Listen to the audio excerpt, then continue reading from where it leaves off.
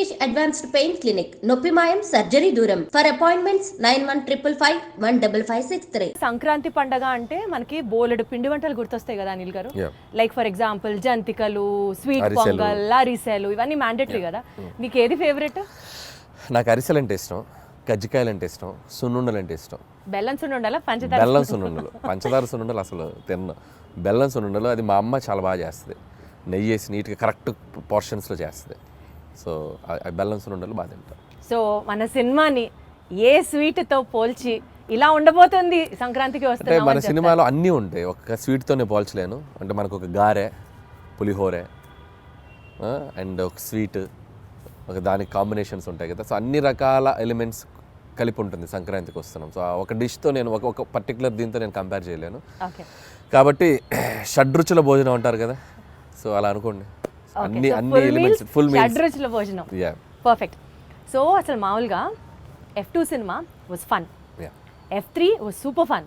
ఇప్పుడు సంక్రాంతికి వస్తున్నాము, would be still more a better fun అని అర్థం అవుతోంది. బికాజ్ మీరు చేస్తున్న ప్రమోషన్స్ దగ్గర నుంచి చూసుకుంటూ వెళ్తే you have definitely taken comedy to a next level అన్నది అర్థమవుతుంది. కామెడీలో ఆ ఫ్రెష్నెస్ని how do you manage Anil garu? Comedy ఎప్పుడు ఏంటంటే సిచ్యువేషన్స్లోంచి పుట్టుతుంది కామెడీ. ఒక్కొక్కసారి క్యారెక్టరైజేషన్ నుంచి పుడుతుంది. అంటే ఒక మనిషి బిహేవియరు, ఒక మనిషి ఎలా మాట్లాడుతున్న దాని నుంచి పట్టుకోవాలి. Most toughest job. సో అది స్క్రిప్ట్ అనుకున్నప్పుడు ఆ స్క్రిప్ట్లో కామెడీ ఎలా పండించాలి, ఎలాంటి క్యారెక్టర్స్ డిజైన్ చేయాలి, అలాంటి సిచ్యువేషన్స్ పెడితే కామెడీ ఎక్కువ వర్కౌట్ అవుతుంది అని చెప్పి అనేది ఒక చిన్న దాన్ని ఏమంటారు, ఒక ఆపరేషన్ లాంటిదే. కరెక్ట్గా అన్ని మీ ఆపరేషన్ అంత ఈజీగా ఎలా చేస్తారు అన్నది ఎవరికి అర్థం కాదు. మీకు అనిపిస్తుంది కానీ దాని వెనక మేము తలలు బదులు కొట్టుకుంటాం, మా బుర్రలు బదులైపోతాయి. అంటే టీంతో మాట్లాడుతూ ఉంటాం. ఒక్కోసారి పండుద్ది సీన్, ఒక్కోసారి పండదు, బాగా రాలేదనుకుంటే ఇంకేదో కావాలని చెప్పి ఇక జనాలను నవ్వించడానికి ఎన్ని ఎఫర్ట్స్ పెట్టాలి అన్ని ఎఫర్ట్స్ పెట్టాలి కదా. అది ప్రీ ప్రొడక్షన్లో జరుగుతుంది, స్క్రిప్ట్ రైటింగ్లో జరుగుతుంది. స్క్రిప్ట్ రైటింగ్లో ఒకటి, మళ్ళీ సినిమా ఎగ్జిక్యూషన్లో మళ్ళీ దాన్ని ఎలా మేకింగ్లోకి తీసుకురావాలి.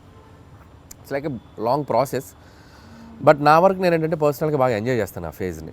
నాకు బేసిక్గా కామెడీ ఇష్టం కాబట్టి. అంటే మీరు ఎట్లా జనాల్లో చూసి దిస్ పర్టికులర్ క్యారెక్టర్ మనకు వర్కౌట్ అవుతుంది అని దాని మీద వర్కౌట్ చేస్తారా? 100% ఎక్కువగా అబ్జర్వేషన్ ఉంటుంది. సో మనుషుల్ని ఎక్కువగా అబ్జర్వ్ చేస్తాను. అబ్జర్వ్ చేసినప్పుడు దాంట్లో నుంచి వచ్చే బిహేవియర్స్ ఎక్కువ క్యాచ్ చేస్తాం. అవి మనం సృష్టించడానికి, అంటే ఇప్పుడు సినిమా అనేది ఒక ఇమాజినేటరీ వరల్డ్ కదా. సో మనం అన్ని పాత్రలు మనం సృష్టించాలి, ఒక ప్రపంచాన్ని క్రియేట్ చేయాలి. అది చిన్న సినిమా అవ్వండి, పెద్ద సినిమా అవ్వండి. సో ఆ క్రియేట్ చేసేటప్పుడు మన చుట్టూ ఉన్న పాత్రలు, మనం ఎక్కడో చూసిన పాత్రలు కొన్ని తగులుతూ ఉంటాయి. కామెడీకి అవి ఎక్కువ తగులుతాయి. సో అది most creative part of the day ఎప్పుడు అనిల్ గారు మీకు? మిడ్ నైట్, అర్ధరాత్ర, మధ్యాహ్నం పూట, తెల్లవారుజామున? When will it be? అంటే ఇన్ ద మార్నింగ్ అని కాదు కానీ నాకు ఎప్పుడు కూడా నాకు క్రియేటివ్ స్పేస్ అంటే నేను మ్యూజిక్తో ఎక్కువ ఉన్నప్పుడు బాగా వస్తుంది ఐడియాస్. అంటే journey, any journey is biggest నాకు creative space.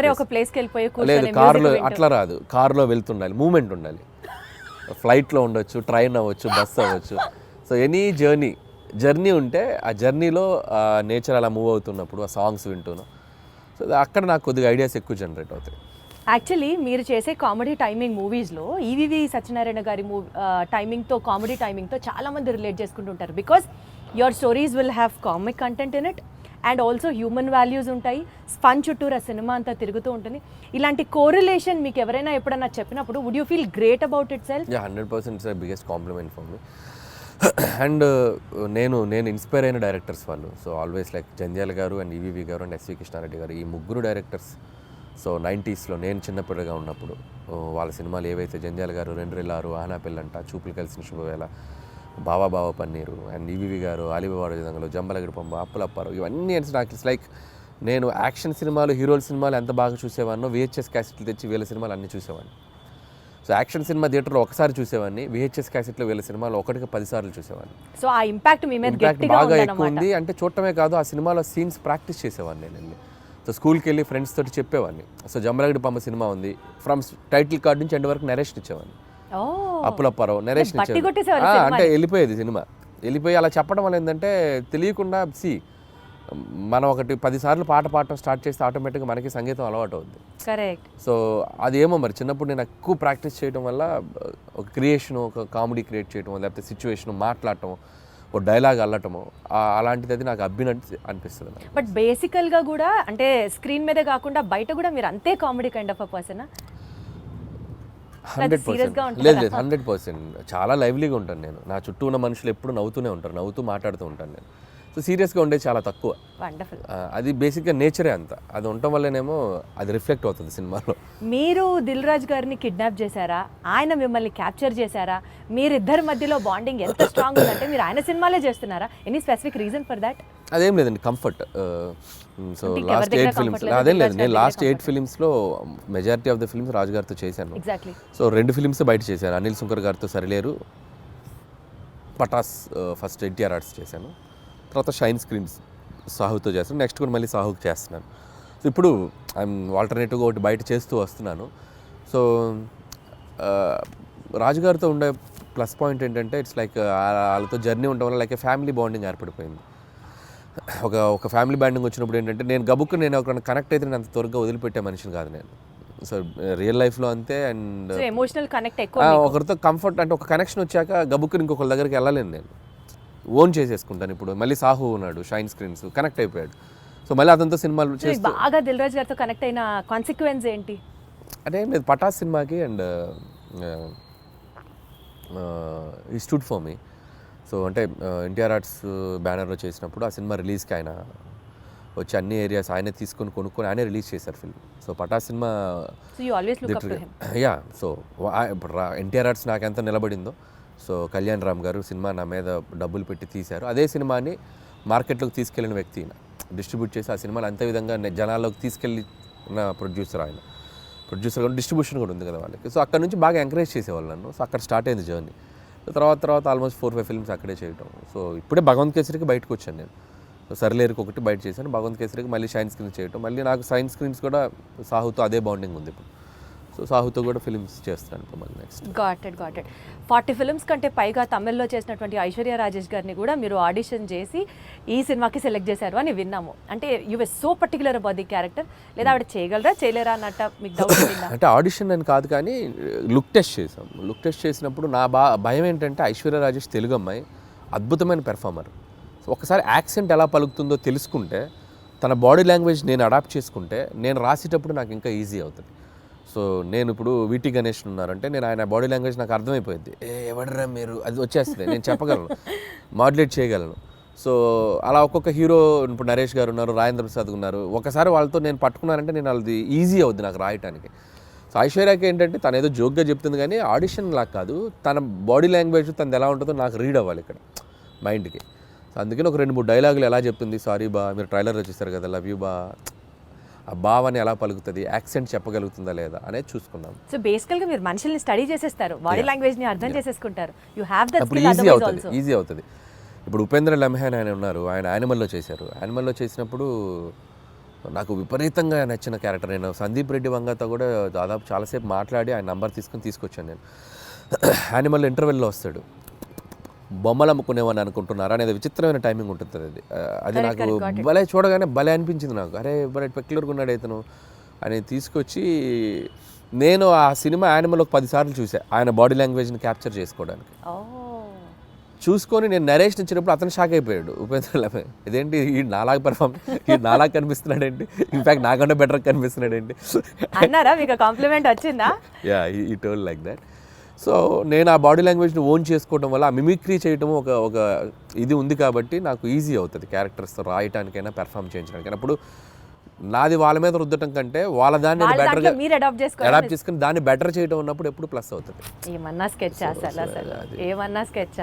Meenakshi is such a beautiful heroine. ఇప్పటి వరకు తను చేసిన ఫిల్మ్స్లో తన క్యారెక్టర్కి తగ్గ స్కోప్ రాలేదు అని ఒక చిన్న పాయింట్ ఉండింది. ఈ సినిమాలో how you going to show it to her? So Meenakshi బేసికల్గా వెరీ డెడికేటింగ్గా చేసే అమ్మాయి. అండ్ ఇద్దరు అమ్మాయిలు వెరీ గ్రౌండెడ్. నేను చేసిన అన్ని సినిమాల్లో బెస్ట్ యాక్టర్స్ వీళ్ళిద్దరు, I can say proudly. So very down to earth and very friendly, చాలా పెద్ద open statement, very friendly. And like A time చెప్పినా, ఏ సినిమాకి అంతసేపు ఉండాలన్నా, నైట్ ఎక్స్టెండ్స్ అయినా, నో కంప్లైంట్స్ అట్ ఆల్. గుడ్డులా కష్టపడతారు సినిమా కోసం ఎంత దూరమైనా కష్టపడేటువంటి మెంటాలిటీ ఉన్న అమ్మాయిలు ఇద్దరు. అండ్ వెరీ జెన్యూన్ సోల్స్ అనమాట. సో అందుకని వాళ్ళకి, అందుకే ఇఫ్ మీరు అన్నట్టు మీనాక్షికి లక్కీ భాస్కర్ తనకి మంచి పాత్ర పడింది, బాగా చేసింది. అండ్ ఈ సినిమాలో కూడా తనకేంటంటే ఐశ్వర్య రాజేష్తో వచ్చేసి ఒక కంప్లీట్ ఇన్నోసెంట్స్, ఒక చదువు రాని ఒక పల్లెటూరు గబ్బలై ఒక వెంకటేష్ గారి వైఫ్గా ఉండి భర్తని విపరీతంగా ప్రేమించి పక్కన ఆడగాలి సోకితే చాలు ఫ్రస్ట్రేట్ అయ్యి పొసెసివ్గా ఫీల్ అయ్యే అమ్మాయి లైఫ్లో అమ్మో భర్తకి ఒక ఎక్స్ గర్ల్ ఫ్రెండ్ ఉండటం అనేది ఒక షాకింగ్ ఆ అమ్మాయికి. ఆ అమ్మాయి ఎలా డీల్ చేస్తుంది అనేది ఆ అమ్మాయి క్యారెక్టర్. మీనాక్షిది వచ్చేసరికి దానికి బౌన్స్ అవ్వాలి, ఆ అమ్మాయి క్యారెక్టర్కి బౌన్స్ అవ్వాలి. సో మీనాక్షిది కూడా చాలా మంచి రోల్ అండ్ యాక్షన్ ఉంది. ఫస్ట్ ఒక 10 నిమిషాలు అమ్మాయికి ఒక ఫైట్ కూడా ఉంది and police officer role. So glamour wise cutout wise ఆ అమ్మాయిది కూడా సినిమాకి హెల్ప్ అవుతుంది ఇద్దరు. Got it. సో నిజ జీవితంలో ఉన్న సంఘటనలు తీసుకొని మీరు సినిమాల్లో అంటే the most delicate and sensitive element is what you pick up for your films అనుకుంటే నిజంగా చెప్పండి అనిల్ గారు, మీ లైఫ్లో వైఫ్ సెగ్మెంట్ కంటే ముందు గర్ల్ ఫ్రెండ్ సెగ్మెంట్ ఉందా? ఇవి చెప్తే కాపురాలు కూలిపోతాయి, చెప్పలేము. మీది కూడా లవ్ మ్యారేజ్ అనే విన్నాం. అంటే ప్రతి వాళ్ళకి ఎక్కడో ఒక చోట ఒక లవ్ స్టోరీ ఉంటుంది. అది 10th క్లాస్ నుంచి ఇంటర్లో ఉండొచ్చు, ఇంటర్ టు ఇంజనీరింగ్ ఉండొచ్చు, ఇంజనీరింగ్లో ఉండొచ్చు, లేకపోతే అది నేను అవి చెప్తే నా లైఫ్ బయోపిక్ నేను తీసుకోవాలి. మీకు తెలుసో తెలీదో మీరు బ్లష్ అవుతున్నారు. లేదు నేను చెప్పలేను. సో మా వైఫ్కి తెలుసు నాకేముందో, కాబట్టి నేను పబ్లిక్గా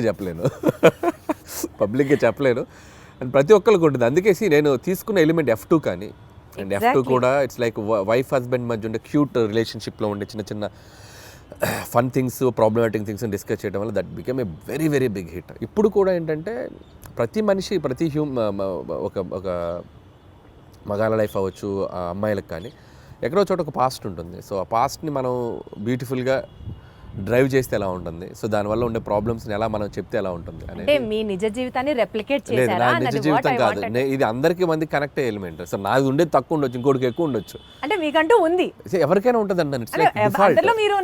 నాకు అంత పెద్ద లవ్ స్టోరీ లేదు, అది నా వైఫ్కి తెలుసు కాబట్టి ఇబ్బంది లేదు. నాకు పెద్ద లవ్ స్టోరీ లేదు, అస్సలు లేదు. నాకు లవ్ స్టోరీ ఉంటే ఇప్పటికి నేను 10 లవ్ స్టోరీలు తీయాలి. మీరు గమనించండి, ప్రతి వాడి జీవితం వాడు తీసే సినిమాలో రిఫ్లెక్ట్ అవుద్ది. ఏ డైరెక్టర్కైనా తన పర్సనల్ లైఫ్లో జరిగిన ఇన్సిడెంట్స్ ఎక్కువగా రిఫ్లెక్ట్ అవుతాయి. నాకు మ్యారేజ్కి ఎక్కువ రిఫ్లెక్ట్ అవుతాయి. మీరు గమనించారో లేదు, నేను తీసే సినిమాలో మ్యారేజ్ ఫేజ్ ఎక్కువ ఉంటుంది, హస్బెండ్ వైఫ్ ఫేజ్ ఎక్కువ ఉంటుంది. కాబట్టి అది మెజారిటీ పార్ట్ ఉంది. నాకు లవ్ స్టోరీ ఉంటే ఈ పార్ట్ నేను అద్భుతమైన లవ్ స్టోరీ తీయాలి. నేను మీకు అర్థమైందా? సో కాబట్టి లాజికల్లీ చెప్తున్నాను నేను. సో నా లైఫ్లో కామెడీ ఎక్కువ ఉంటుంది, ఎంజాయ్మెంట్ కామెడీలో ఎక్కువ చూస్తా, సెటారిక్ ఫన్ చేయటం దీంట్లో ఎక్కువ చూస్తాను. కాబట్టి నేను తీసే సినిమాలు ఎక్కువగా ఫన్ బేస్డ్ ఉంటుంది. So I'm fun loving person. కాబట్టి వెంకటేష్ గారికి ఈ స్టోరీ చెప్పిన వెంటనే డిడ్ యూ యాక్సెప్ట్ ఇట్ అండి? అంటే ఈజీగా అనిపించిందా మీకు ఆయనకి చెప్పడం? లేదు, ప్రతి లైన్ వెంకటేష్ గారికి నాకు ఒక చిన్న ఈక్వేషన్, మా ఇద్దరికి ఒక ట్యూనింగ్ ఉంది. సో అనిల్ బాగా తీయగలనే నమ్మకం వెంకటేష్ గారికి ఉంది. వెంకటేష్ గారు నన్ను బిలీవ్ చేస్తారో, ఆయనకి ఎలాగైనా ఒక పెద్ద హిట్ ఇవ్వాలనే ఒక కాన్ఫిడెన్స్ నాకు ఉంటుంది. బట్ ఈ ఆల్వేస్ లైక్ ఎంత ఫ్రెండ్లీగా ఉంటాడో అంతే గైడెన్స్ ఉంటుంది ఆయన నుంచి. సో ఎక్కడ కూడా స్క్రిప్ట్ ఎటువైపు వెళ్తున్నా కూడా అనిల్ అది చూసుకోమ్మా, ఇది చూసుకోమ్మా, ఇది చేయి, అది చేయి అని చెప్పి గైడెన్స్ బాగా చేస్తారు ఆయన. అలా అని వచ్చి నన్ను ఇన్సిస్ట్ చేయరు, ఇది పెట్టు అని ఇన్సిస్ట్ చేయరు. ఆ గైడెన్స్ ఎప్పుడు సీనియర్ యాక్టర్స్ బాలయ్యబాబు గారిని, వెంకటేష్ గారు కానీ, సో వాళ్ళ గైడెన్స్ అనేది ఇన్ని సినిమాలు చేశారు కాబట్టి వాళ్ళు చూడని స్క్రిప్ట్స్ కాదు, వాళ్ళు చూడని బ్లాక్ బస్టర్స్ కాదు. సో అవి మనం కరెక్ట్గా ట్యాప్ చేయగలిగితే సినిమాలు ఇంకా నెక్స్ట్ లెవెల్కి వెళ్తాయి. సో ఆ గైడెన్స్ ఎప్పుడు ఉంటుంది. సీనియర్ లెవెల్ ఆఫ్ హీరోస్ ప్రస్తావన వచ్చింది కాబట్టి యాక్చువల్లీ ఇప్పుడు ఉన్న ట్రెండీ డైరెక్టర్స్లో మీరు కానీ, డైరెక్టర్ బాబీ గారు కానీ, లేకపోతే గోపిచంద్ మల్లిన్ గారు కానీ, మీరందరూ ఇప్పుడు కెరియర్ పీక్లో ఉన్న డైరెక్టర్స్ అని అనుకుంటే ఒక్క తరం హీరోస్తో ఎందుకు చేస్తున్నారు? Not with the latest and of the heroes, because వాళ్ళందరూ పాన్ ఇండియా మూవీస్ చేస్తూ బిజీగా ఉన్నారు, మనకు ఆపర్చునిటీ ఇవ్వలేదు అని ఎప్పుడైనా రిగ్రెట్స్ లాగా అనిపించింది? ఎందుకు రిగ్రెట్? హ్యాపీగా వాళ్ళు పాన్ ఇండియా రేంజ్కి వెళ్ళి తెలుగు మార్కెట్ని పెంచి వాళ్ళు బిజీగా ఉండి ఫుల్ టాలీవుడ్ కలెక్షన్స్ అంటే చేయొచ్చు కదండి. వాళ్ళు ఇవ్వాల్సింది కాదుగా, మేము వాళ్ళని ఎగ్జైట్ అయ్యే కంటెంట్ చెప్పాలి.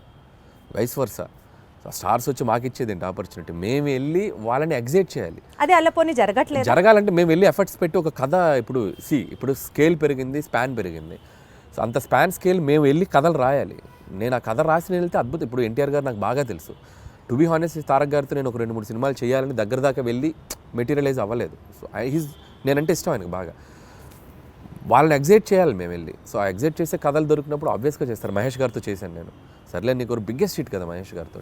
బట్ ఇప్పుడు మళ్ళీ అలాంటి కథలు చేయలేము మహేష్ గారితో. వాళ్ళు ఏంటంటే ఇప్పుడు వాళ్ళు నెక్స్ట్ లెవెల్కి వెళ్ళిపోతున్నారు. సో మార్కెట్ పెరిగినప్పుడు, సో మల్టీ లాంగ్వేజ్, అన్ని లాంగ్వేజ్లకు సరిపడా నేషన్ వైడ్ తీయాలంటే దానికి తగ్గ కంటెంట్, దానికి తగ్గ స్కేల్, దానికి తగ్గ వరల్డ్ క్రియేట్ చేయాలి.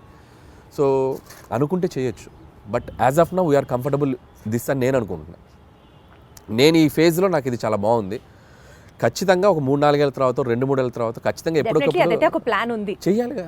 అందరు హీరోలతో చేయాలిగా, ఖచ్చితంగా చేయాలి. చేస్తాం, డెఫినెట్గా చేస్తాం. మనకు అద్భుతమైన హీరోలు ఉన్నారు మార్కెట్లో. మీకున్న కామెడీ సెన్స్ ఆఫ్ టైమింగ్కి, చిరంజీవి గారికి ఉన్న కామెడీ సెన్స్ ఆఫ్ టైమింగ్కి మీరిద్దరూ కలిసి ఒక ప్రాజెక్ట్ చేస్తే it would be in still more next level అని అనిపిస్తున్న నేపథ్యంలో అసలు దాని గురించి ఎప్పుడైనా ట్రై చేశారా, ఆలోచన చేశారా? ఒక 2-3 సార్లు అనుకున్నాము. సో బిఫోర్ సంక్రాంతికి వస్తున్నాం కూడా మెటీరియలైజ్ అయ్యేదాకా వెళ్ళి మెటీరియలైజ్ అవ్వలేదు డ్యూ టు కొన్ని ప్రాక్టికల్ ప్రాబ్లమ్స్ వల్ల. హోప్ సో కమింగ్ సూన్ అలాంటి ఒక ఎగ్జైట్మెంట్ థింగ్ జరిగే అవకాశం ఉంది.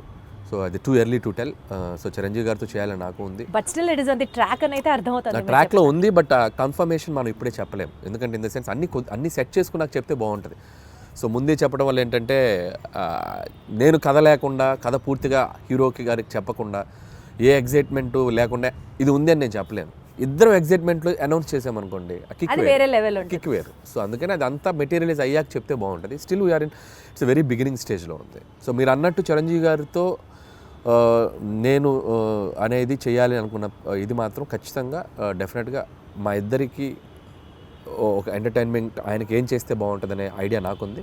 అలాగే చిరంజీవి గారితో ఏం చేయాలి అనేది కూడా ఒక క్లియర్ పిక్చర్ ఉంది. సో డెఫినెట్గా it will be like wonderful. మీకంటూ ఫోకస్ ఆ విజన్ ఉంది కాబట్టి డెఫినెట్లీ అది ఎగ్జిక్యూట్ అవుతుంది వెరీ సూన్.